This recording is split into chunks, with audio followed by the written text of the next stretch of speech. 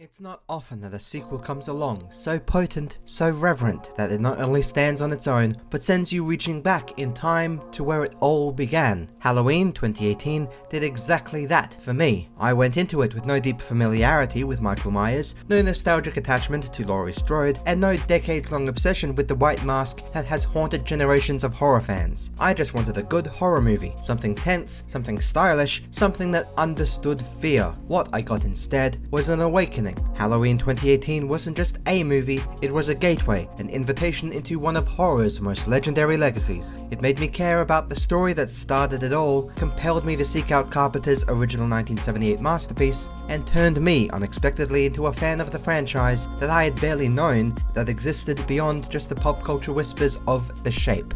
What struck me most was how confidently Halloween 2018 balanced the impossible. It honored the past without drowning in it. It wasn't a hollow nostalgia trip or a lazy reboot, it was a continuation built with purpose, breathing new life into old fears. Jamie Lee Curtis's return as Laurie felt like a reckoning, a decades-long trauma blooming into strength and paranoia. The film felt alive with meaning, as if every scream and shadow was crafted not just to scare but to connect, to bridge that massive gap between generations of horror fans. Even without prior context, I could feel the weight of history in every frame, the way the score pulsed like a heartbeat, the way the camera lingered on suburban stillness, the way Michael's movements echoed myth more than man. All of it carried the texture of something ancient and respected, and when I finally watched the 1978 original afterwards, it was like uncovering the roots of a tree whose branches I had already gotten used to. There's something truly special about discovering a classic backwards, starting with its modern echo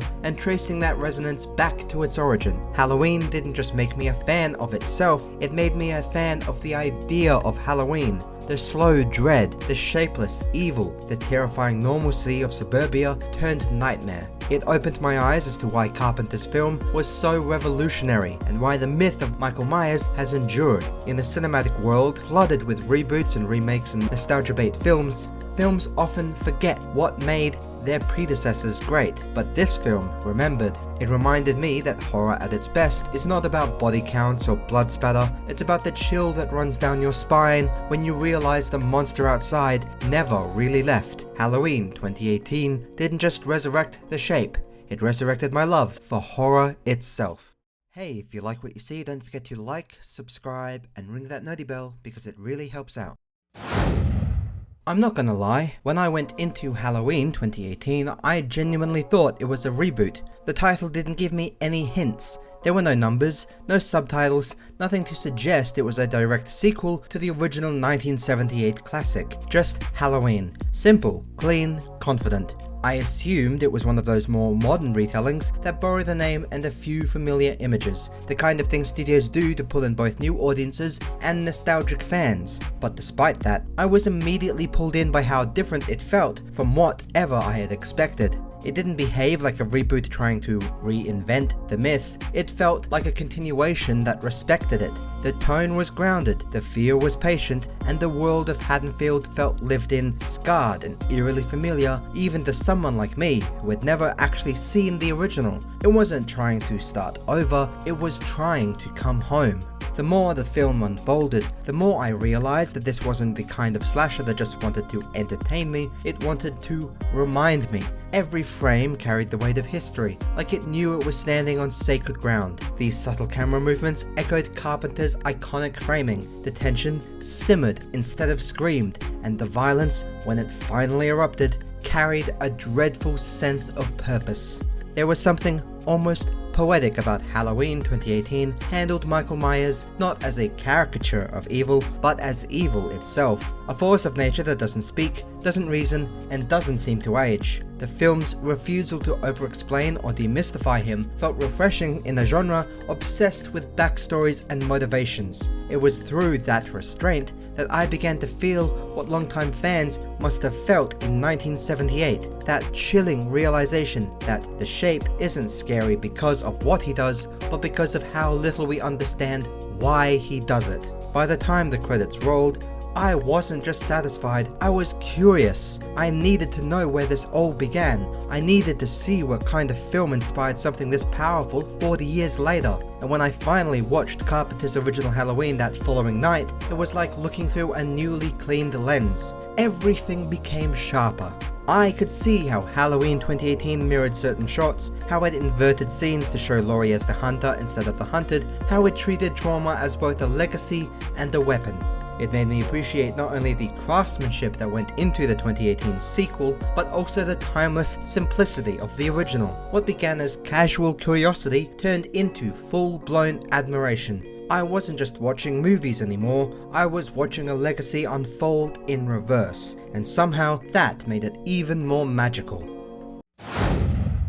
One of the most fascinating and admittedly confusing things I discovered once I fell into the Halloween rabbit hole was just how many different versions of this story there are. I had assumed, naively, that the franchise followed a straightforward line from the 1978 original onwards, but instead I found something closer to a web of alternate histories. The Halloween series doesn't just have sequels, it has timelines, each one reshaping Michael Myers, Laurie Strode, and the mythology of Haddonfield into something different. You can practically choose your own version of the story depending on which films you follow. There's the original run that includes Halloween 2 and builds directly off of Carpenter's film. There's the Laurie Strode Lives continuity that reemerges 20 years later in Halloween H2O, and there's the Rob Zombie's brutal two-part reimagining from the 2000s. And now, finally, the last one is the latest timeline, the one that wipes the slate completely clean of everything previously and follows only the original 1978 straight into Halloween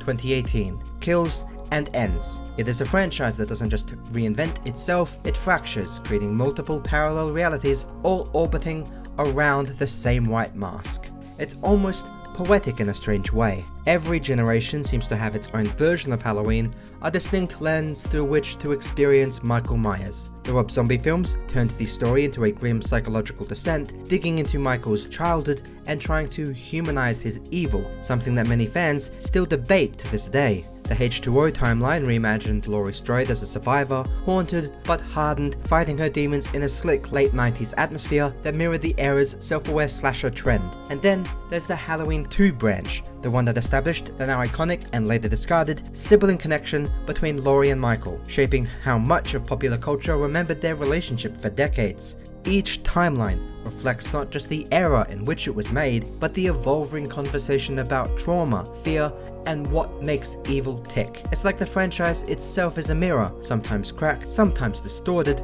showing us how horror and humanity have changed across generations.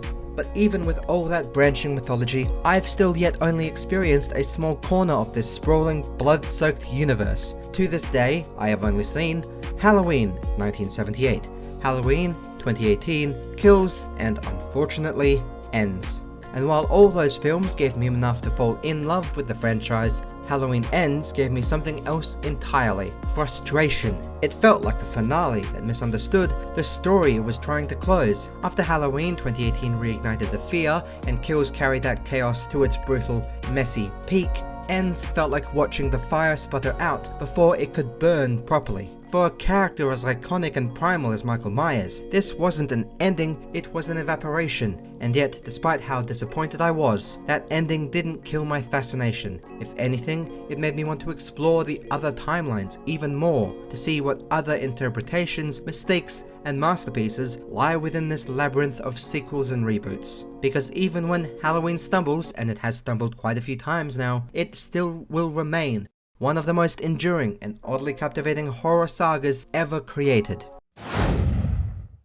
Halloween 2018, while being a modern sequel, is a film I genuinely would put in my top 5, maybe even top 10 horror films of all time, right alongside the original. It's just that good. It's rare for a legacy sequel to not just respect what came before, but to elevate it, to make both the new and the old feel even more powerful when viewed together. Where most modern reboots stumble by over-explaining or drowning it in fan service, Halloween 18 did something remarkable. It simplified. It stripped the mythology back to its core essence, tossed away the convoluted lore that had built up over the past decades, and brought the story back to where it belonged: Laurie, Michael, and the long shadow of a single night in 1978. What resulted wasn't just a modern retelling, but a reclamation of fear itself. It felt like David Gordon Green and Danny McBride understood that to truly make Michael Myers terrifying again in a modern lens, you had to return him to his roots, the silent, unstoppable shape of evil that never has needed a motivation to kill.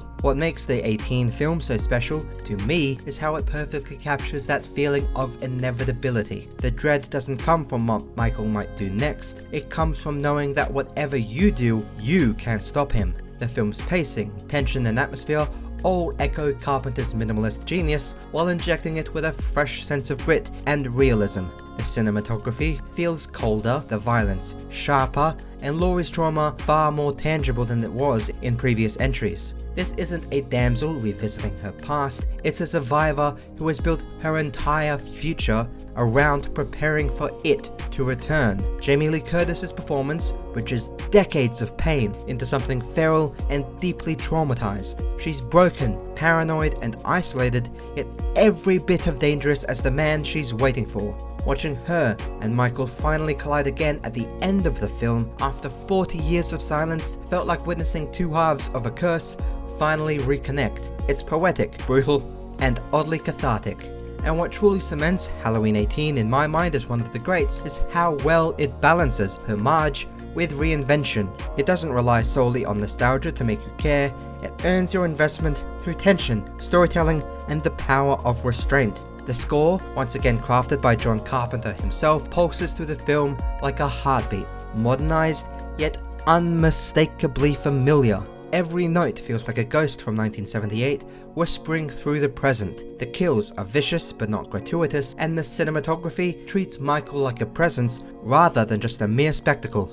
Even the smallest details, a shadow crossing a window, the flicker of a streetlight, the silence before a scream, feels like love letters to Carpenter's original style. It is a sequel that remembers what made the first one timeless, while proving that even 40 years later, fear doesn't age. For me, Halloween 18 didn't just revive a franchise, it redefined what a legacy sequel could be. It reminded me that horror, when done absolutely right, doesn't just scare you, it reshapes how you see the genre forever.